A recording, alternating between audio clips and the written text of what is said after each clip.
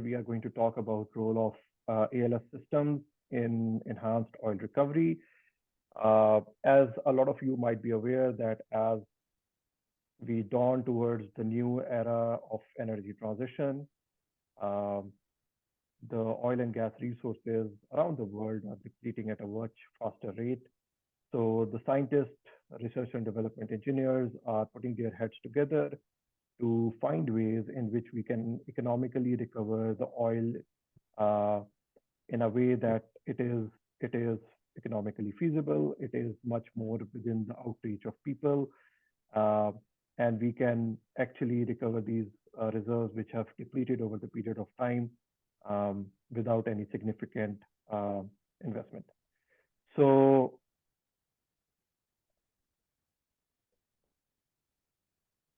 although we are going to talk about a little bit detail about the different type of artificial lift methods and which one of them are preferred under what certain operating conditions. Um, Overall, the topic of enhanced oil recovery is very vast, very broad. Artificial lift system is just one part of it.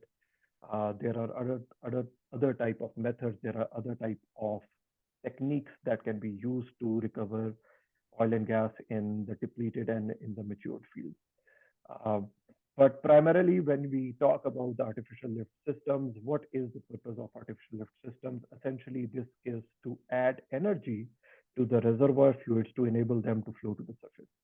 As you guys know that when the fields start depleting, when the reservoirs start depleting, the oil and gas will not come to the surface on their own. They just do not have uh, the energy available in them to come to the surface. So we use artificial lift systems or artificial lift methods to inject that energy so that they can come to the surface and then we can recover them in a more economical fashion. Let me interrupt you real quick for a second, if you don't mind, Dr. Hassaan Ali. Yes. Know if your microphone has a treble feature, which would eventually allow the sound to come out more clearly. If you have that treble, just if not. Okay. Can you hear me better, Prof? Yes, now it's better. Oh, okay, perfect. Well, All right. thank you. I apologize about that. So yeah, adding energy to the reservoir fluids to enable them to come to the surface. What happens in this process is the pressure at the bottom of well is reduced. And when the pressure at the bottom of the well is reduced, the reservoir fluids will be able to flow into the well more easily. And then we will impart that energy and bring them to the surface. So the design and analysis of any lift system or any artificial lift system can be divided into two parts. First of them is the reservoir component. So you actually analyze your reservoir, and there is something which is called IPR curve, which is inflow performance curve, which will tell you how better the ability of well is to produce the fluids on its own. And when you have certain operating conditions in the IPR curve which are not met, then you actually go to the second component, which is that you deploy the artificial lift system and you analyze the entire artificial lift systems. That means how much back pressure will be applied on the reservoir due to the separator, flow line, facilities, and the artificial lift mechanism itself. And you analyze that system on the whole. That means you analyze the reservoir, you analyze your well conditions, you analyze your the components that are on the top side, and you will design a system that will cater to all that back pressure on the reservoir and will be able to impart sufficient energy for the fluid to come to the surface.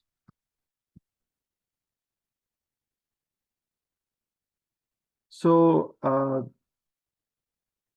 there are, as I mentioned earlier, there are multiple factors that you need to consider when you are designing artificial lift system. You need to think about the producing characteristics. Is it a heavy oil? Is it a medium oil? What kind of API that oil has? What kind of fluid property does it have? Does it have 80% water cut, 90% water cut? And when we talk about water cut means that how much presence of water is there in the reservoir fluid. In the mature fields, we have locations, we have fields where there is almost 90 to 95% water cut. That means if you take a liter of oil or a barrel of oil, 90 to 95% of it is going to be water, and just 5% of it is going to be hydrocarbons. So we need to consider that. You need to consider your coal characteristics, how deviated your well is, how deep your well is. Is it just a straight well? Is it a S type of a well, or is it like a deviated well? And then what kind of a time frame you are looking at? Do you have any sort of lease conditions that will prevent you from operating beyond a certain number of years? Surface facilities, how far your separating facility is, because the far your separating facility is, the more back pressure you are going to apply on your reservoir. And finally, what kind of available power sources you have. Sometimes we have these locations in so remote areas that we do not have electricity available. So we need to be very mindful of what kind of power sources are available, because you will have telemetry, you will have sensors, you will have these artificial lift systems that need some sort of power, rather, whether it can be electrical power, whether it can be hydraulic power. So you need to be catered for whenever you are designing and selecting these artificial lift systems. And what kind of operating personnel are available. Sometimes these locations are so remote that you cannot have operating personnel on location every day. So if the well site goes down, how it will be getting serviced. And so all of these factors come into the economics of deploying these artificial lift systems, because when you are deploying these artificial lift systems, there are two type of expenditures you need to consider. You need to consider the capital expenditure that is required to deploy that equipment, because uh, it's not cheap by the size of it. But also what kind of operational expenditures are required. For example, if you need a hydraulic power on site, then you need to have a power unit on site, which would require which would either require natural gas or diesel. And if you are deploying electrical submersible pump, then we need to have electricity on site. So you need to be mindful of all those conditions. As I mentioned earlier, that there are a couple of reasons of deploying the artificial lift systems. The first and foremost, where the purpose of artificial lift method is to compensate for the declining reservoir pressure, because as your reservoir pressure will start declining, your flow rates will start declining, your production will start declining. It will get to a point where it's not economically feasible to produce from that field. So we need to have some compensation for the declining reservoir pressure. And then offsetting the effect of increased water production. As I mentioned earlier, the water cut will start increasing as your field becomes mature and depleted. So you want to offset that, because you don't want to produce so much water that you are just struggling to find oil. So you need to offset the effect of the increasing water production. You want to overcome the friction pressures associated with the production of viscous and waxy crudes, because as you start moving towards more heavier crudes, it will become much more viscous to pump. You will have a very high friction pressures. You want to overcome that with some sort of a method that will boost your reservoir productivity. And then to kick off high gas liquid ratio wells. So in a lot of these maturing fields, apart from high water cut, there is something which is called high GOR, which is gas to oil ratio. You want your gas to oil ratio to be as low as possible, because you want to economically produce. In the earlier days, when the gas was not being utilized very properly, so they used to flare it out. In some fields, we still flare it out, which is not where it is not economically feasible to transport that gas to a shore facility or to a separating facility. But as we are transitioning towards LNG is a technology which has really started utilizing the gas in some of these wells. So but in some of the maturing fields where it is still not possible to transport that gas, you still want to have lower GOR ratio or lower gas to liquid ratio. And then effectively to reduce the effect of flow line pressure against which the well has produced. So all these surface facilities, your pipeline, your transporting line, they will have a backflow or a back pressure on the well itself. Sometimes this back pressure is so high that your well may not be able to produce. So you want to compensate it by deploying an artificial lift method. There are different types of artificial lift methods that we will discuss. Beam pumps are the most commonly used ones, which you will see they are iconic of the oil and gas industry.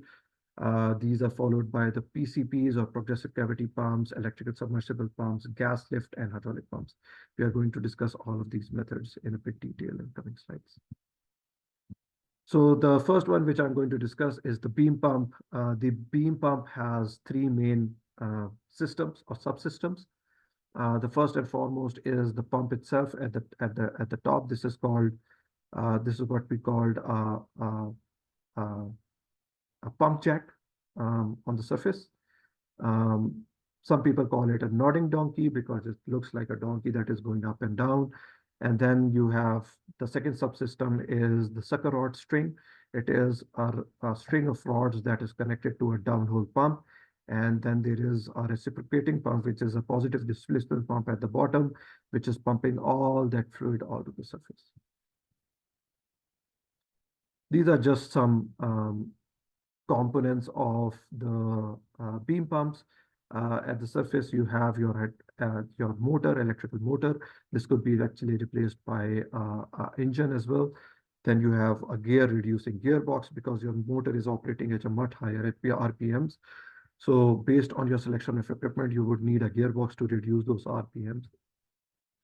And then from here, the rotating motion is actually translated into a lateral motion. And then from here, there is a polish rod. This polish rod actually seals around a stuffing box. It is called a polish rod because it has a very high surface finish. So the packing will actually seal on the outer diameter of this polish rod. And then there is a wellhead, which actually prevents the communication of wellbore fluids into the atmosphere. So it's like a sealing part of the system.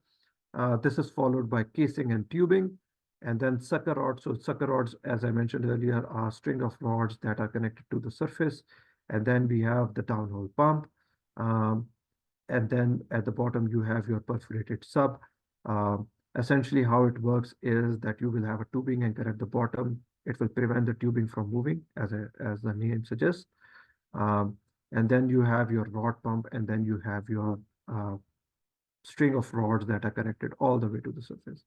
And what effectively happens is that the standing valve at the bottom, at the first stroke, what will happen is that the fluid will go inside the pump, and in the second stroke, it will be lifted all the way to the surface. Rod pumps account for the 60% of the artificial lift methods deployed onshore. You won't see them offshore. Just because of the footprint, it's not very feasible to deploy them offshore. So offshore, we prefer gas lift systems or ESP systems, but they are very, very available. They are 60% of the artificial lift systems on onshore completions are the beam pumps. They are very, very industry recognized. They have been around for almost a century now. And they are very economical in terms of the deployment. It's very cheap to maintain them. It's very cheap to deploy them and operate them. All you need is either power on the site or diesel on site on which either a motor will operate or the engine will operate. And then they are very easy to automate. They are well site controllers that we can deploy, and they can be fully automated. And the well site controller, if the system goes down, it will be able to trigger an alarm to let the operator in the production facility know that the system has gone down. And then they will be able to, they are very, very good for high solid content. So if you have a high solid content and if you have heavy oil, they're really good in lifting that. And they are also really good for high water cut and high GOR environments. There are some limitations of the beam pumps. Number one, they are very limited in terms of efficiency. A typical beam pump has an efficiency of 60 to 70%, and they are maintenance intensive. So with all that gearbox and the topside facilities with the pump jack, you would need some sort of a maintenance intervals. Although they are maintenance intensive, they are not very maintenance complicated. With the simple oil change, filter change, and gearbox maintenance, it should be able to sustain a lifetime of 20 to 30 years. They are very limited in terms of water depth and deviation. So they are not very applicable for very deep wells and very deviated wells. And they are sand sensitive, so the sand can actually plug the pump. You have seen it, it's a very narrow, it has very narrow passage in terms of where the oil and gas will flow. And then, as I mentioned earlier, they require surface power, so that is kind of a limitation. The second one, which is very commonly used around the world, it's very commonly used in North America and in the Middle East, is what we call a progressive cavity pump. It is also a positive displacement pump, which is used not only just in oil and gas, but also in other industries as well. They are made of two main components. One of them is called a rotor, which you can see in the picture over here. It's a single lobe helical uh, piece of, it can be hollow, it can be solid. And this rotor, as the name suggests, it rotates inside the stator. The stator remains stationary. And this is deployed at the top, just like the beam pump. The rotor is connected through a series of rods all the way to the surface. The surface facility is actually made up of a drive head, which actually converts the high RPMs of the motor to, it steps it down. So it effectively acts like a gearbox. And then it transmits that power through the string of sucker rods all the way to the bottom to the rotor. And as the rotor rotates, it will suck that fluid and it will move it along through the tubing onto the top side, and then it ejects from the side ports over here. So you would need electrical motor or the hydraulic power at the top to make it work. And then this is pretty, there are a couple of components, there are a couple of operating parameters which actually depends upon. It depends upon the diameter of the rotor. The bigger the diameter is, the more solids it will be able to move, the more fluid it will be able to move, and the shorter your pump would be. And then also the length and the pitch of the stator. So the pitch is effectively the distance between the two lobes of the rotor. So it depends upon that. If you will be able to squeeze the pitches, you will be able to have you will be able to lift medium to heavy oil. While if you expand the pitches, you will be able to move the light oil. And then the head rating depends upon the number of cavities. So you can actually stack these pumps up and make them bigger, and you will be able to get a bigger or the higher head.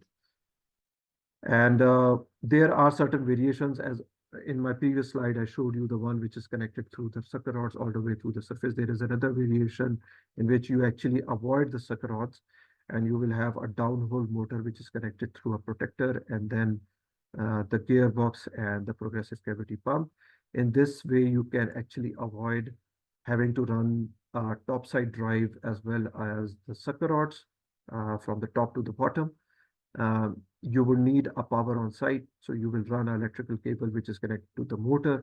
The motor will run, the protector effectively acts like a hydraulic compensating system, and then the gearbox will reduce the RPMs of the motor. And then the gearbox through a shaft is connected to the rotor. The rotor will rotate, and then it will push the fluid. It will suck the fluid through this intake, and then it will pass through the rotor cavities and then into the production tubing. There are a couple of really good advantages of the progressive cavity pumps. Number one, it does not have the same sort of a footprint on the top as like the beam pump, so it's much compact, it's much shorter, it has very high efficiency. So some of these PCPs can have an efficiency of around 80%. And the flow rate is easily adjusted by the rotational speed. So the higher you rotate your pump, the higher your flow rate is going to be. And then it is used for very viscous crude oil. So oil sands typically uses progressive cavity pumps. Medium to heavy oil wells use progressive cavity pumps. It is also used in CBM, which is coal bed methane dewatering systems, which is a very viscous application with a very high solid content, for which normal pumps won't work. So you need PCPs. And then it can, as I mentioned earlier, it can handle significant amounts of solids as well. It is used commonly on the onshore wells, although there are some offshore wells which actually use the PCPs as well. And then It is typically deployed in shallow wells and the viscous fluid. Compared to beam pump, it can have lower capital investment. So their advantages are coupled with lower power consumption. They are very efficient. They are much more quiet to deploy on site because it's just electrical motor driving a gearbox and everything is happening downhole. And they have much simpler installation. They are very easy to maintain. The drive heads are they have oil reservoirs, so they can go on without maintenance for a longer period of time. They are much more portable, compact, lower footprint, and then they can be used in areas where uh, you want to keep your oil and gas facilities inconspicuous. You want to use them in areas which are very close to population because they do not generate a lot of noise. Next piece of our system, or next part of the artificial lift systems, are called ESPs, electrical submersible pumps. These are like Cadillacs of the artificial lift systems. These are best. These are expensive, and they are very commonly used in offshore applications where you have to move a lot of fluid. You want to generate revenue at a much faster pace because offshore applications are typically much more expensive to maintain.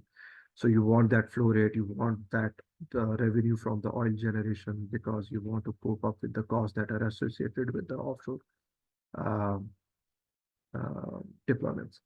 So they are also used onshore. They are not just limited to the offshore applications. In North America, in West Africa, in Middle East, they are used in the onshore applications as well.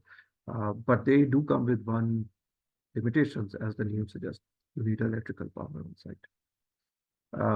So typical system would consist of, I would talk about the topside systems later on, but essentially we will start at the very bottom. You have your downhole motor, which is called an ESP motor. This downhole motor is actually connected through a power cable. This power cable runs entire length of the tubing all the way to the surface. And then you have your protector, which is a hydraulic compensating system. As the ESP motor will start operating, the dielectric oil which is inside the ESP motor will expand, so it needs to go somewhere. It goes into the protector, and the protector also has the thrust bearings. So when the ESP motor is operating, it is operating in the down thrust mode. So the protector has the thrust bearings that will take that down thrust, and then you will have your pump intake. You will have the pump, and then pump discharge, and the third pump discharges into the tubing, and then from the tubing it goes all the way to the surface, and then you will have different type of other completions systems along the way. You will have your packer, you will have your bypass system, and you have your what we call a penetrator, which is actually a type of electrical connector in the packer, so you can actually connect your power cables through the way all the way to the top side. And onto the top side, you will have your platform controls and your ESP controls. So ESP control is usually done through, there is an on-site controller that can actually monitor the speed of ESPs, and certain controllers can actually look into your electrical signatures as well, and they can predict failures if there is going to be an electrical short or any sort of ESP malfunction downhole. And then on the top, you will have your power electronics. So your variable speed drive. So variable speed drive can actually, it does multiple functions, but just for the starters, it can actually change the speed of your ESP. So you can increase the RPM, decrease the RPM, and then you can actually adjust your flow. It has electrical protections as well, so it will prevent the ESP motor from short circuiting, and then it has other functions as well. And then your platform controls, all of this is actually integrated to the platform controls with the ESD, which is emergency shutdown. And through a remote link, all of that data is actually transferred to onshore applications. And this is, as I mentioned earlier, this is like the Cadillac of the artificial lift systems. So there is a lot of technology, there is a lot of effort that goes behind operating of the ESP motors. We have AI-generated models which are looking at electrical signature of the motor to make sure it is actually operating at the optimum level. And then we have on-site controllers which are looking at the RPMs, the head, and the flow rates. This is just a better schematic of that. We have, as I mentioned earlier, there's a motor, there is a protector, there's a pump, and then there is a discharge head. And at the top, we have the junction box as well as the what we call well side controller or integrated surface panel. There are some advantages of the ESPs, and there are some, and under certain conditions, they are more preferred than other artificial lift methods. Number one, if you have to move a higher volume of fluid, these are ideal. And with the reliability of ESPs, which we see in the recent years, they can be deployed for years before they need a changeover. So they have high fluid volume capability. They can be fitted with the downhole electronics, downhole sensors, which will measure the flow rates, that will measure the motor temperatures, as well as phase-to-phase imbalance. And then in that way, you can transmit all that data and you can have a predictive diagnostics of how your ESP system is running. And then you can also do the optimization. So well site optimization is very critical so that you are optimizing your power consumption as well as your production. They are very compatible with the crooked or deviated well bores. So if you have a S-shaped well or a deviated well or a horizontal well, they can be deployed in all those wells, and you don't have to worry too much about the rod stretches, which are actually accompanied in the PCPs and the rod and the P pumps. And then with the certain scale conditions and product corrosion treatments that we require in the well, they're quite good with that. Some of the ESPs can actually be made with the CRAs, which are corrosion resistant alloys. So your nickel alloys, and they can be very much tolerant to not only corrosion, but also H2S, which is hydrogen sulfide attack. They're available in different sizes, different capacities. You can have smaller and to a big ESPs. ESP can range from all the way 50 horsepower motor to 1,000 horsepower motor, which is quite big actually, and used in offshore applications. So, but it actually makes sense where your lifting cost is low. That means you're moving a lot of oil in a very shorter period of time, so you can actually compensate for all that electricity consumption. But there are some disadvantages to the ESPs as well. Not only the cable, the downhole electronics, the cable, the electrical motor degrades at a higher temperatures. Now we have motors that can operate all the way to 275 degrees Celsius. There are few that are used in geothermal wells which can tolerate a temperature of 300 degrees Celsius as well. So, but just like any electrical or electronic system, it deteriorates at higher temperature. So we need to be mindful of that. And then it is limited to the 10,000 feet kind of a system depth limitation, just because you are running cable all the way to that depth. The cable is very, very expensive part of the system. It's made of 99.99% pure copper, so it's very expensive. And so you want to limit it to a point where you do not have a very, very high upfront cable cost.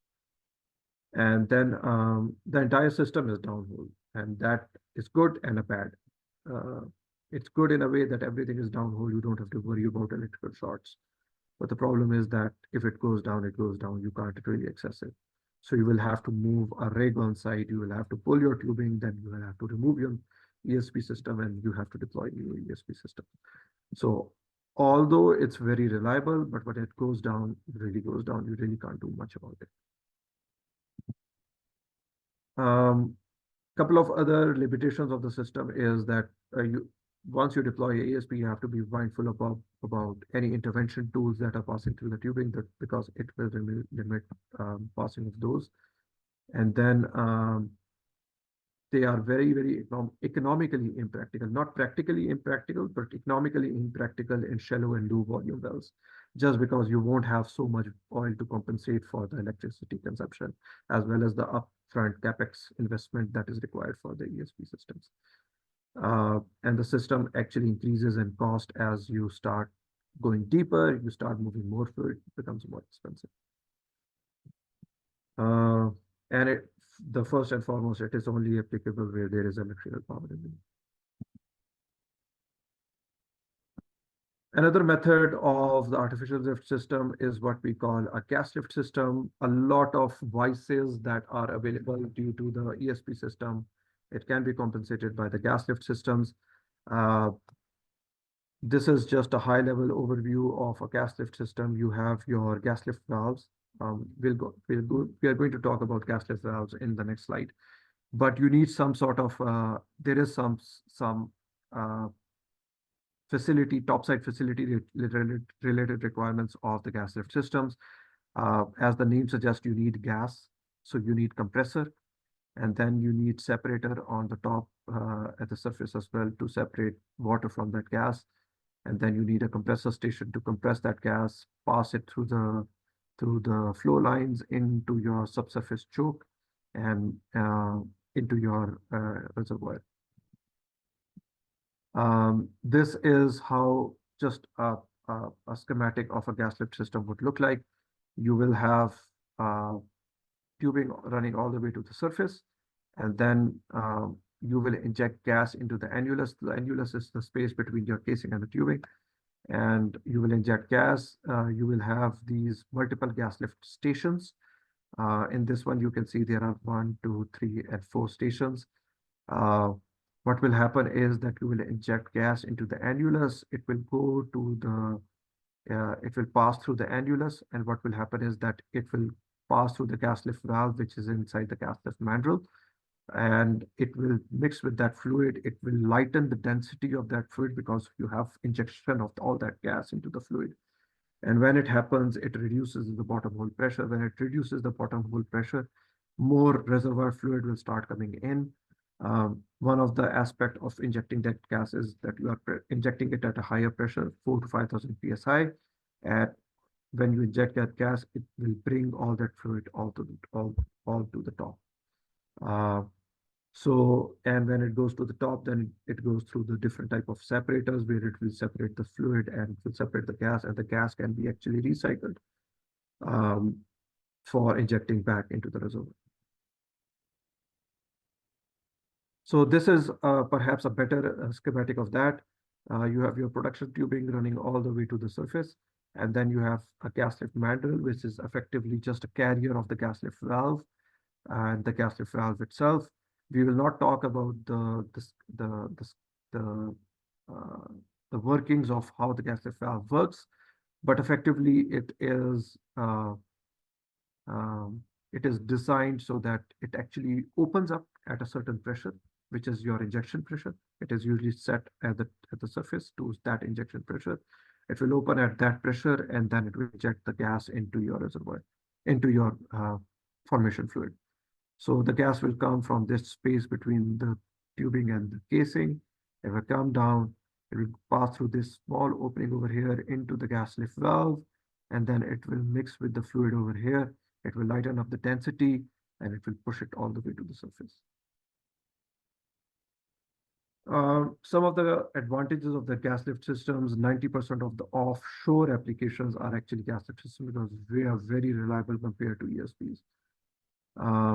And they do not have a lot of moving components. The only moving component is the compressor, which is at the top, so it can be easily serviced or changed. And the system is very suited for a different type of wells. If your gas lift valve goes down and it's not operating, then you can easily retrieve it through a wireline system and a kickover tool, which is a wireline retrievable tool. So you don't need to move a rig or anything out here. Just a wireline system can actually, a wireline unit can be deployed at the top, and it will be able to change the gas lift valve. It has very few mechanical components, and it is very tolerant to sand and scale and paraffins. There are some disadvantages. The first and foremost, as the name already suggests, you need to have gas on site. And a system of compression. If you don't have those, it's not very applicable. And the other one is that it does require servicing. So after certain number of years, depending upon your flow rate, you would have to change your valves. So you will have to bring a wire line unit or a slick line unit, and it will change the valve. The second method, which is very commonly used, is what we call a plunger lift system, or gas lift plunger lift system. It is very different from gas lift, but it is also very commonly used in especially in North America and US land. It is very commonly used, a plunger lift system. In plunger lift system, you have a tubing stop at the bottom, and then a bottom hole bumper spring, and then there is a plunger. This plunger can actually move up and down through the tubing. So it will move and will go at the bottom, and it will go at the top. In the top, there is something which is called a plunger catcher. So this catcher will effectively catch this plunger and store it in a lubricator section. And then you have your motor valve or your controller over here. Effectively, what happens is that as your production starts declining, this motor valve will because of the controller, it will start sensing that the production is declining. If it goes below a certain point, this motor valve will close. When this motor valve closes, the plunger, which is actually stored in the lubricator section right over here, it will open up. It will drop this plunger through the tubing. The plunger will go down and it will hit this bumper spring at the bottom.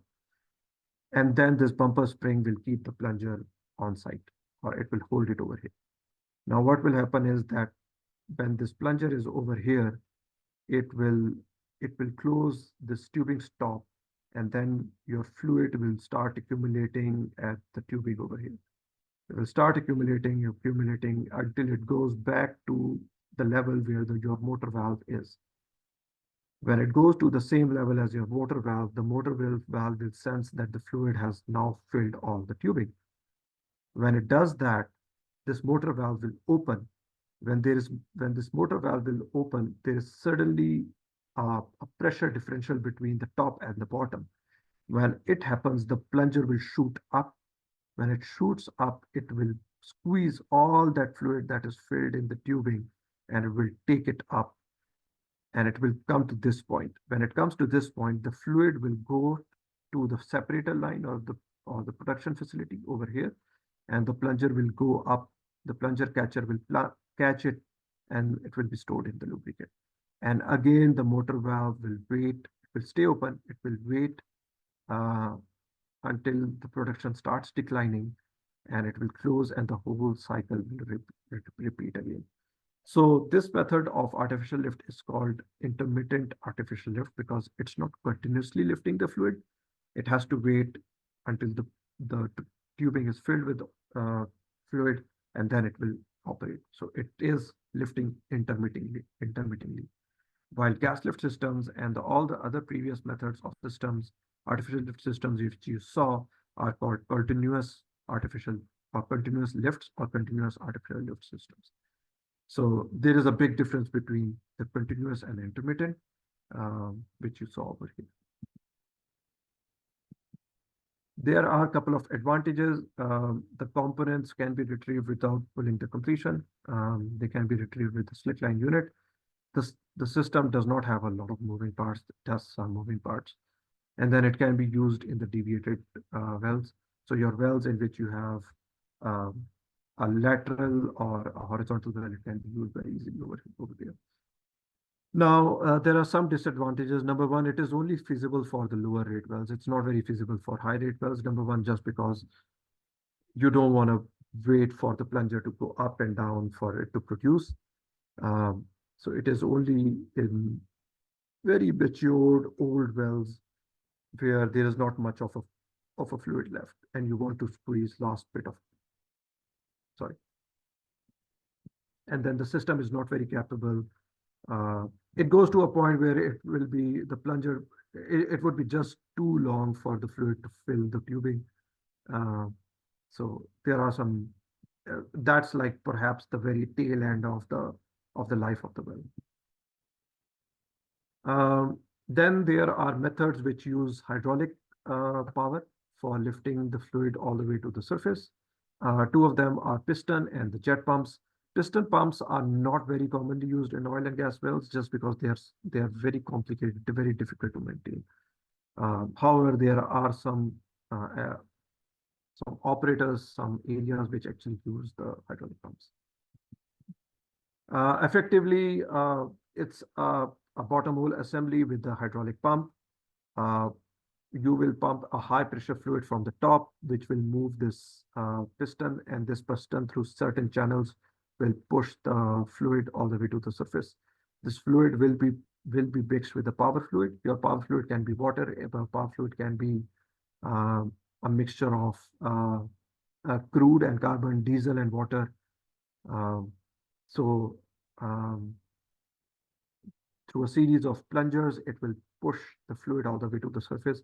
However, it's not considered a very reliable piece of artificial lift system. So only certain people or certain conditions are favorable for it. So as I mentioned earlier, you need power fluid on the surface to be pumped all the way to the bottom, so that your piston pump will be able to operate.